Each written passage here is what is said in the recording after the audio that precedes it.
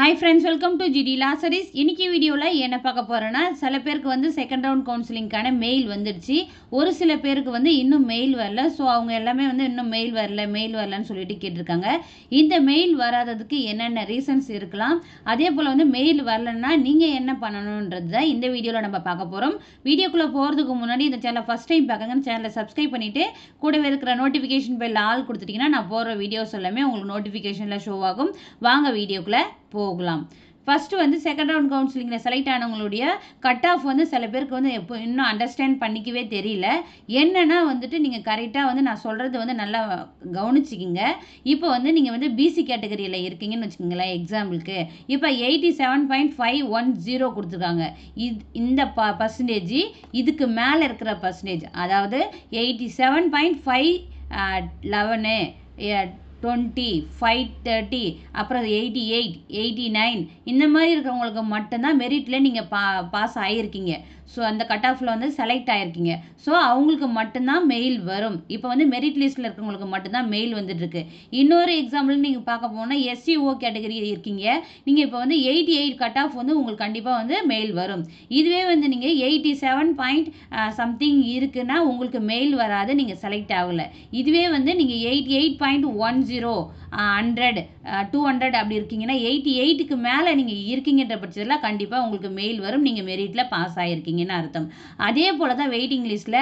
இப்போ வெயிட்டிங் லிஸ்ட்ல வந்துட்டு என்ன கொடுத்துருக்காங்கன்னா 87 கொடுத்துருக்காங்க. 87 above 87 பிளஸ் வந்து 87 above இருக்காங்க இல்லையா, அவங்க தான் வந்து வெயிட்டிங் லிஸ்ட்ல இருக்காங்க.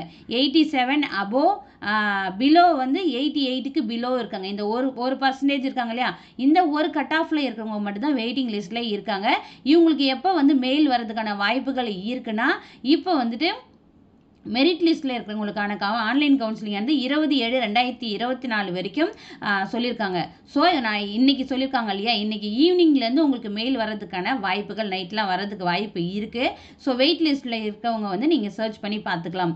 இப்போ உங்களுக்கு கட் ஆஃப் வந்து கரெக்டாக புரிஞ்சிருக்கும். ஒரு சில பேருக்கு வந்து புரியவே இல்லை, அதுக்காக தான் நான் சொல்றேன். இன்னொரு விஷயம் என்ன கேட்குறாங்கன்னா வந்து நான் வொகேஷனல் குரூப் தான், எனக்கு வந்து 90% இருக்கு, நான் செலக்ட் ஆயிருக்குன்னா இல்லையா அப்படின்னு கேட்குறாங்க. 90% இருக்கு வந்து செலக்ட் ஆகல. 91% ஒரே ஒரு கட் ஆஃப் தான் கொடுத்துருக்காங்க.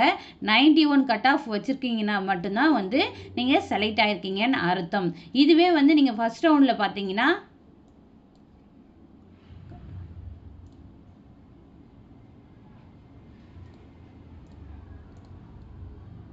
ஃபர்ஸ்ட் ரவுண்டில் பார்த்தீங்கன்னா வொகேஷனல் குரூப்புக்கு என்ன கொடுத்துருக்காங்க, 92.500 கொடுத்துருக்காங்க இல்லையா.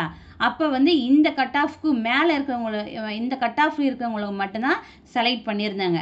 அதே போல் வந்து செகண்ட் ரவுண்ட் கட் ஆஃப்ல 91 கட் ஆஃப் வச்சுருக்காங்க இல்லையா, அவங்களுக்கு மட்டும்தான் மெயில் வரும். நீங்கள் வந்து வெயிட் பண்ணி பார்க்கலாம். வொகேஷனல் குரூப் இருக்கிறவங்களுக்கு 91% இருக்கிறவங்களுக்கு மெயில் வந்துடுச்சு. நான் வந்து அதை பார்த்துட்டேன். ஓகேங்களா. அதுக்கப்புறம் இன்னொரு விஷயம் என்ன புரியலன்னா, உங்களுக்கு ஏன் மெயில் வரலன்றது தான் மோஸ்ட் ஆஃப் த மெம்பர்ஸ்க்கு வந்து டவுட்டாகவே இருக்கு. ஏன் மெயில் வரலன்னா அதுக்கான 3 ரீசன்ஸ் இருக்கு. ஒன்று வந்துட்டு நீங்கள் வந்து ப்ரௌசிங் சென்டரில் பண்ணியிருப்பீங்க.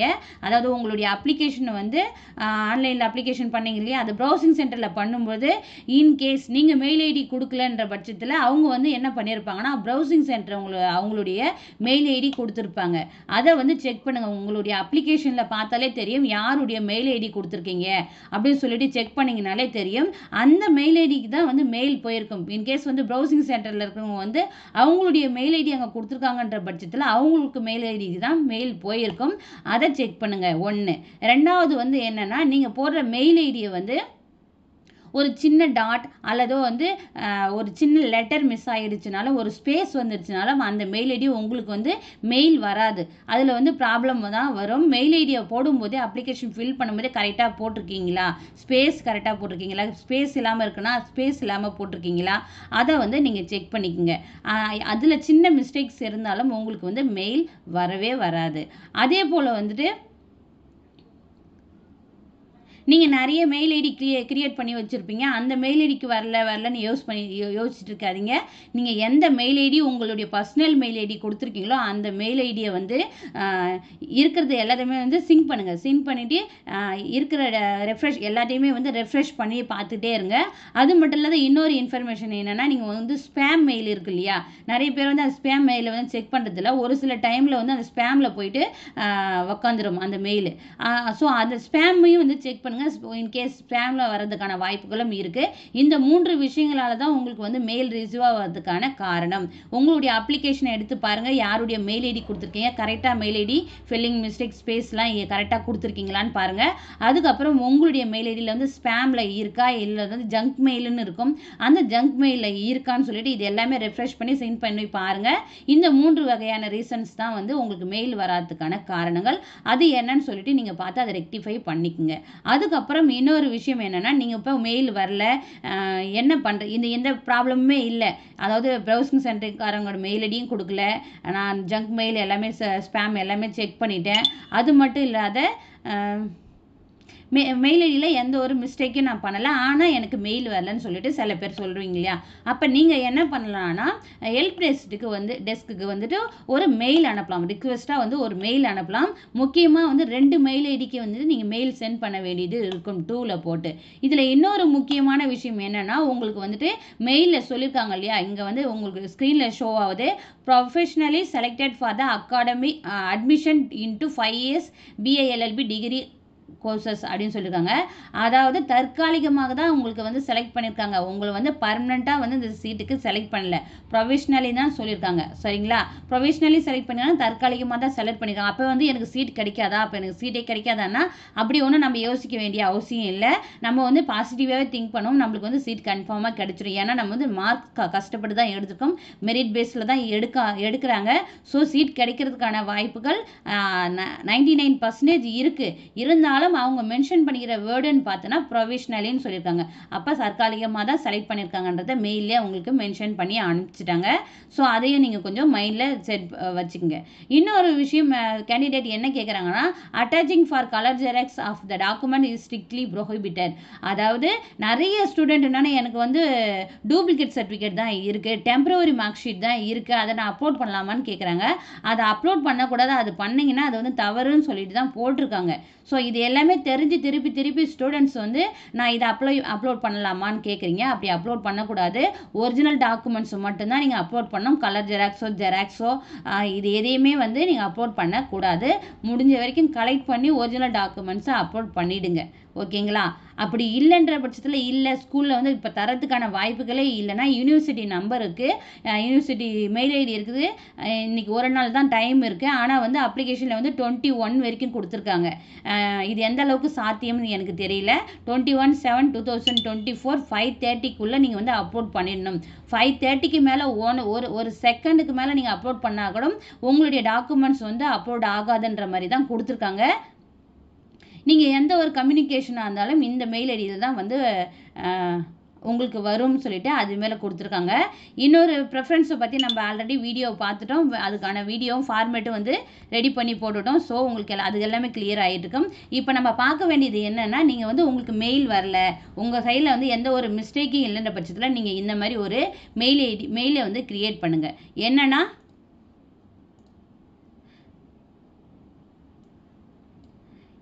எந்த மாதிரி மெயில்னா, இப்போ வந்துட்டு நீங்கள் வந்துட்டு 2ன்ற இடத்துல வந்துட்டு நிறைய பேர் வந்து ஹெல்ப் டெஸ்க்கு தான் வந்து மெயில் அனுப்புகிறீங்க.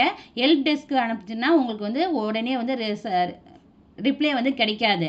ஆனால் வந்துட்டு இது இந்த இன்னொரு மெயில் ஐடி இருக்குது, சேர்மன் லா அட்மிஷன் 2024@gmail.com. இந்த மெயில் ஐடிக்கு அனுப்புங்க, உங்களுக்கு உடனே வந்து ரிப்ளை கிடைக்கும். மோஸ்ட்லி இன்றைக்கி சாட்டர்டேன்றதால கொஞ்சம் ஸ்லோவாக தான் இருக்கும், ஆனால் இன்றைக்கி லாஸ்ட் டேட்டுன்றதால தரதுக்கான வாய்ப்புகள் இருக்குது. இந்த சேர்மன் லா அட்மிஷன் 2024 இந்த மெயில் ஐடிக்கு அனுப்பிச்சிங்கன்னா உங்களுக்கு உடனே வந்து ரெஸ்பான்ஸ் கிடைக்கும். ப்ளஸ் வந்து இந்த ஹெல்ப் டெஸ்க்கு கொடுத்துருக்காங்களே அந்த மெயில் ஐடிக்கும் சென்ட் பண்ணுங்கள். அதுக்கப்புறம் நீங்கள் வந்து சப்ஜெக்டில் என்ன போடுறீங்கன்னா 5 years second round online counselling related, அதாவது மெயில் எனக்கு இன்னும் ரிசீவ் ஆகலை, மெயில் எட் நாட் ரிசீவ்டுன்னு சொல்லிட்டு சப்ஜெக்டில் போட்டு அதுக்கப்புறம் வந்துட்டு டேட் போடுங்க, இன்றைக்கி டேட்டு போடுங்க. அதுக்கப்புறம் வந்து ரெஸ்பெக்டட் சார் மேடம் சொல்லிட்டு போட்டுங்க. அதுக்கப்புறம் உங்களுடைய கட் ஆஃப் என்னவோ அந்த கட் ஆஃப் வந்து இங்கே மென்ஷன் பண்ணுங்கள். அதுக்கப்புறம் உங்களுடைய அப்ளிகேஷன் நம்பர் வந்து இங்கே மென்ஷன் பண்ணுங்கள். இதில் வந்து கண்டென்ட்டில் நீங்கள் என்ன மென்ஷன் பண்ணுன்னா, எனக்கு இது வரைக்கும் வந்து மெயில் வரல, mail not received yet now. So நான் என்னுடைய சைடில் வந்து எந்த ஒரு மிஸ்டேக்ஸும் இல்லை, நான் மெயில் ஐடியெல்லாம் கரெக்டாக தான் கொடுத்துருக்கேன். ஆனாலும் எனக்கு மெயில் வரல, என்னுடைய கட் ஆஃப் வந்து செலக்ட் ஆகிருக்கு.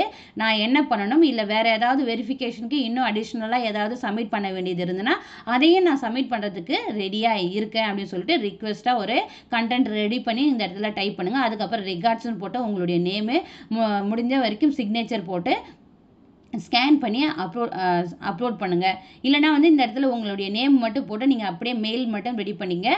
இதில் வந்துட்டு உங்களுக்கு வந்து என்ன ப்ரூஃப் இருக்கோ அதை நீங்கள் அட்டாச் பண்ணணுனாலும் நீங்கள் அதை அட்டாச் பண்ணிக்கலாம், அது உங்களுடைய இஷ்டம். இதுதான் வந்து ரிக்வெஸ்ட்டுக்கான ஒரு ஃபார்மேட் மெயில். யாருக்கெல்லாம் மெயில் வரலையோ இந்த மெயிலை வந்து நீங்கள் யூஸ் பண்ணிக்கலாம். அதே போல் வந்துட்டு என்ன சொல்லியிருக்காங்கன்னா, இப்போ வந்துட்டு டோட்டலாக வந்துட்டு இப்போ கவர்மெண்ட் காலேஜஸ்ன்னு நம்ம ஆல்ரெடி பார்த்தோன்னா 15 கவர்மெண்ட் காலேஜஸும் 11 ப்ரைவேட் காலேஜஸும் இருக்குது. இதில் நிறைய பேருக்கு வந்து புதுப்பாக்கம் காலேஜ் இல்லை அப்படின்னு சொல்லிட்டு சொல்லியிருக்காங்க. புதுப்பாக்கம் காலேஜ் வந்து நீங்கள் ஆட் பண்ணிக்கோங்க. உங்களுக்கு வந்து இப்போ ஃபஸ்ட் ப்ரிஃபரன்ஸே புதுப்பாக்கம் காலேஜ் தான் இருக்குது, அதுதான் நியர்பைன்ற பட்சத்தில் நீங்கள் ப்ரிஃபரன்ஸ் 1ல் வந்து போடுங்க. அங்கே காலேஜில் என்ன இஷ்யூவோ டெக்னிக்கல் இஷ்யூவோ இல்லை என்ன ப்ராப்ளம்னு தெரியல, புதுப்பாக்கம் காலேஜ் வந்து லிஸ்ட் வந்து மிஸ் ஆகிடுச்சு, அது வந்து இல்லை. ஆனாலும் வந்துட்டு புதுப்பாக்கம் வந்து நீங்கள் இன்க்ளூட் பண்ணணும்னு நினைக்கிறீங்கன்னா நீங்கள் புதுப்பாக்கம் தாராளமாக வந்து ஃபஸ்ட்டோ செகண்டோ உங்களுடைய ப்ரிஃபரன்ஸ் எங்கே இருக்குதோ அங்கே வந்து நீங்கள் இன்க்ளூட் பண்ணிக்கலாம். அப்படி பண்ணிங்கன்னா உங்களுக்கு வந்து அங்கே சீட் வேகன்சி இருக்குதுன்ற பட்சத்தில் கண்டிப்பாக உங்களுக்கு அந்த இடத்துல சீட் அலாட் ஆகும். அதே போல் வந்து நிறைய பேர் கேட்குற இன்னொரு விஷயம்னா, எனக்கு வந்து ஃபஸ்ட்டு ப்ரிஃபரன்ஸில் கவர்மெண்ட் காலேஜ் ஓகே, செகண்ட் ப்ரிஃபரன்ஸில் வந்து இந்த காலேஜ் வந்து ப்ரைவேட் காலேஜ் வந்து இது எனக்கு நியர்பையாக இருக்குது, ஸோ இதில் கிடைச்சாலும் எனக்கு ஓகே தான், நான் ஃபீஸ் கட்டி படிக்கிறதுக்கு தயாராக இருக்கேன். ஆனால் வந்து தமிழ்நாட்டு காலேஜுக்கு கீழே ப்ரிஃபரன்ஸ் 2ன்னு சொல்லிட்டு நான் மென்ஷன் பண்ணி போடலாமா அப்படின்னு சொல்லிட்டு கேட்குறீங்க. தாராளமாக போடலாம். ப்ரிஃபரன்ஸ் 1ல் வந்து கவர்மெண்ட் காலேஜ் போடலாம், ப்ரிஃபரன்ஸ் 2ல் வந்து ப்ரைவேட் காலேஜஸ் போடலாம், 3ல் வந்து கவர்மெண்ட் போடலாம், 4ல் வந்து ப்ரைவேட் காலேஜஸ் போடலாம். ஸோ நீங்கள் மிங்கிள் பண்ணி போட்டாலும் ஒன்றும் பிரச்சனை இல்லை. நீங்கள் வந்து 1 2 3ன்றத சீரியல் நம்பரை கரெக்டாக போட்டுங்க. அதுக்கப்புறம் உங்களுடைய காலேஜ் நேம், எந்த காலேஜ் நேமோ அந்த காலேஜ் நேமை போட்டுட்டு அதுக்கப்புறம் வந்து பின்கோட் நம்பரை போட்டுங்க. இதுக்கான ஃபார்மேட்டை நான் வீடியோ அப்லோட் பண்ணிட்டு தான் இந்த வீடியோ நான் மேக் பண்ணுறேன். டாப்பில் வந்துட்டு ப்ரிஃபரன்ஸ் காலேஜ் ஆஃப் லிஸ்ட்டுன்னு சொல்லிட்டு மென்ஷன் பண்ணிக்கோங்க. உங்களுடைய நேம் மென்ஷன் பண்ணிக்கங்க. அதுக்கப்புறம் வந்துட்டு உங்களுடைய அப்ளிகேஷன் நம்பரை மென்ஷன் பண்ணிக்கங்க. மறந்துடாத உங்களுடைய அந்த ப்ரிஃபரன்ஸ் ஆஃப் காலேஜில் வந்து உங்களுடைய நேம், உங்களுடைய அப்ளிகேஷன் நம்பரை வந்து மென்ஷன் பண்ணிக்கங்க, மறக்காதீங்க. நான் வந்து எக்ஸாம்பிளுக்கு காட்டின லிஸ்ட்டில் வந்து நேமு அப்ளிகேஷன் நம்பர் மென்ஷன் ஆகலை, ஆனால் வந்து ப்ரிஃபரன்ஸ் லிஸ்ட்டு மட்டும் நான் ஷோ பண்ணியிருந்தேன். நீங்கள் வந்து அப்ளிகேஷனுக்கு ப்ரிஃபரன்ஸ் லிஸ்ட்டு செலக்ட் பண்ணிங்கன்னா அதனுடைய உங்களுடைய நேம், உங்களுடைய அப்ளிகேஷன் நம்பரை மறக்காத வந்து என்டர் பண்ணிவிட்டு அப்லோட் பண்ணுங்கள். ப்ரிஃபரன்ஸ் 4th ப்ரிஃபரன்ஸில், அதாவது 4th காலமில் கேட்டிருக்கிற இடத்துல வந்து நீங்கள் அப்லோட் பண்ண வேண்டியது இருக்கும். இந்த டவுட்ஸ் எல்லாமே வந்து நிறைய பேர் கேட்டிருந்தீங்க, உங்களுக்கு கிளியர் பண்ணுறதுக்காக தான் இந்த வீடியோ உங்களுக்கு யூஸ்ஃபுல்லாக இருந்திருக்குன்னு நான் நம்புகிறேன். வீடியோ பிடிச்சிருந்தா லைக் பண்ணுங்கள்.